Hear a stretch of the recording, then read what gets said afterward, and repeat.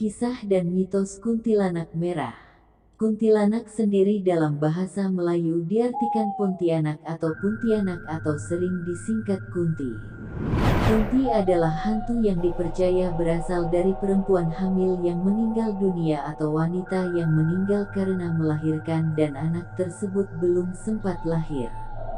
Nama Puntianak merupakan singkatan dari perempuan mati beranak. Mitos ini mirip dengan mitos hantu Langsuir yang dikenal di Asia Tenggara, terutama di Nusantara. Mitos hantu kuntilanak sejak dahulu juga telah menjadi mitos di Nusantara.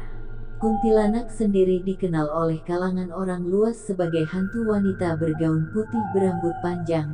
Biasanya dia suka di atas pohon atau bahkan di atap rumah dan lorong-lorong gedung. Dengan identik gaun putih dan rambut panjangnya, hantu ini terkesan menakutkan bagi setiap orang yang melihatnya. Namun tahukah kalian jika kuntilanak juga ada yang berwarna merah? Konon katanya kuntilanak merah ini lebih jahat dan kuat dibandingkan kuntilanak putih, karena dengan warna merahnya yang penuh aura negatif dan jahat. Dan kali ini admin cerita seram akan membahas asal-usul kuntilanak merah ini. Untuk itu sebelum masuk ke videonya, terlebih dahulu subscribe channel ini dan aktifkan juga lonceng notifikasinya. Jika sudah, selamat menyaksikan.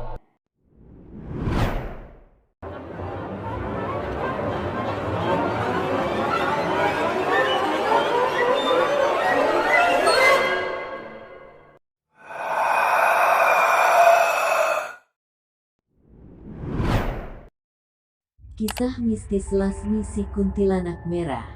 Cerita cinta berbalut kematian yang tragis. Namanya Lasmi, seorang sinden di zaman penjajahan Belanda.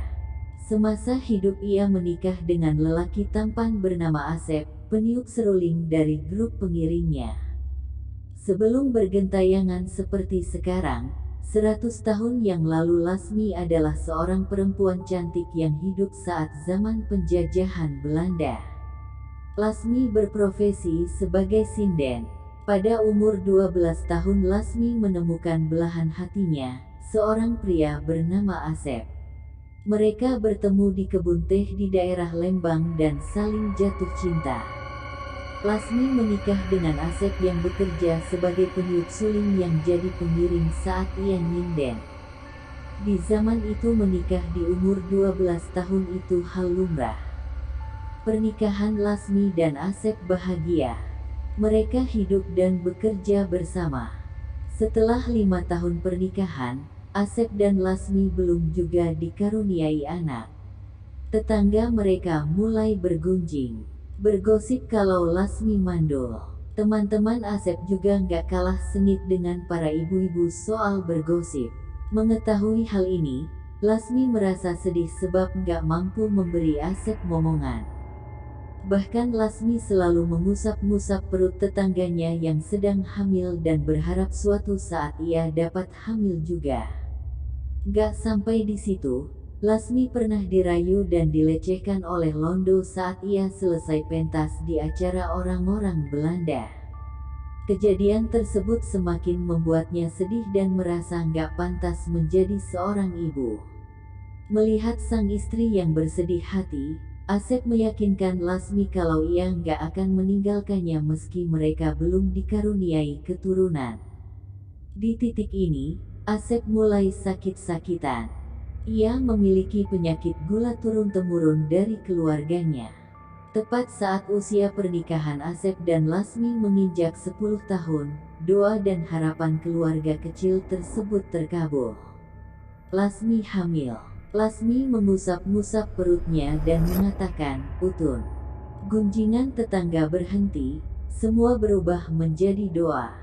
Setelah mengetahui Lasmi hamil, Asep yang kala itu sakit gulanya semakin parah mulai menemukan semangatnya kembali.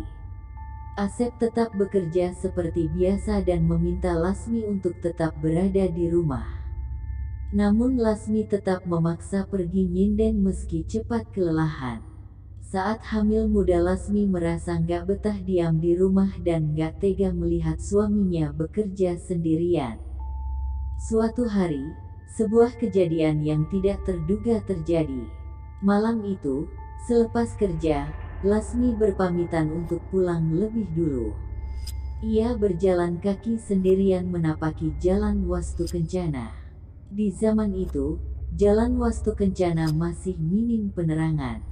Lasmi yang kala itu sedang mengandung 3 bulan berjalan pelan menahan kantuknya sebelum sebuah mobil pengangkut tanpa lampu menabraknya. Tragedi berdarah tersebut berjalan sangat cepat. Tubuh Lasmi terseret dan wajahnya menghantam tanah berbatu sejauh 8 meter ke depan, merobek mulut sampai ke telinganya. Supir yang menyadari menabrak seorang perempuan sempat keluar dan melihat kondisi Lasmi. Kedua orang yang mengendarai mobil sempat berdebat soal nasib Lasmi, namun mereka akhirnya memilih untuk meninggalkannya. Lasmi mendengar perdebatan tersebut samar-samar. Ia menahan rasa sakit yang ada di perutnya, gak ingin kehilangan anaknya. Lasmi hanya bisa melihat mobil yang menabraknya pergi.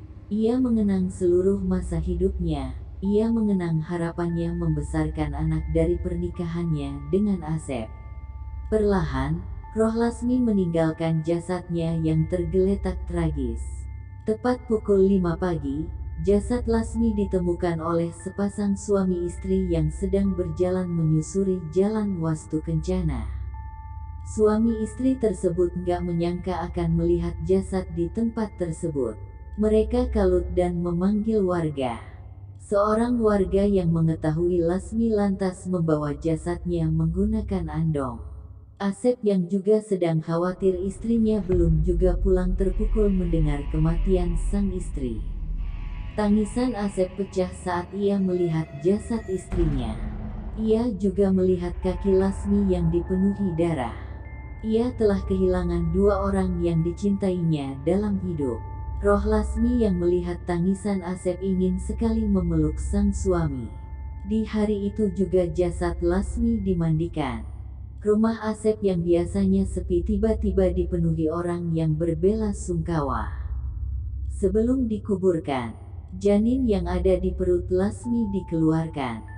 Asep begitu terpukul dan keluarganya mencoba menenangkan Asep dan memberitahu Asep agar mengikhlaskan kepergian Lasmi dan calon anaknya.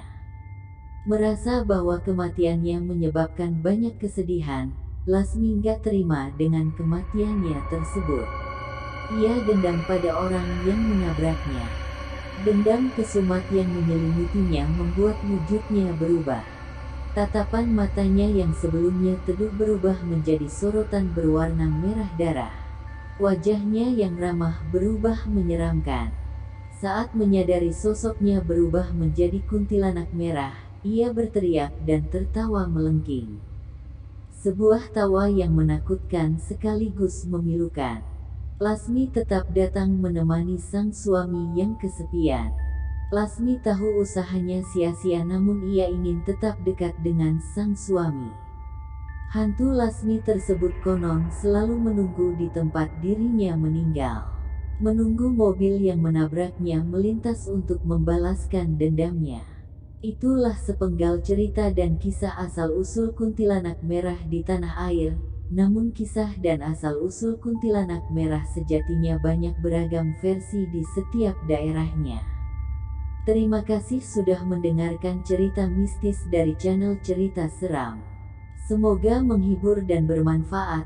Jika kalian suka dengan cerita seram tentang hal mistis, mitos dan tragedi menyeramkan, silahkan kalian subscribe channel ini, lalu tekan lonceng notifikasinya. Agar kalian semua selalu update dengan cerita seram yang channel ini updatekan. Jangan lupa juga untuk like dan komennya, jika Anda ingin request cerita seram lainnya. Terima kasih.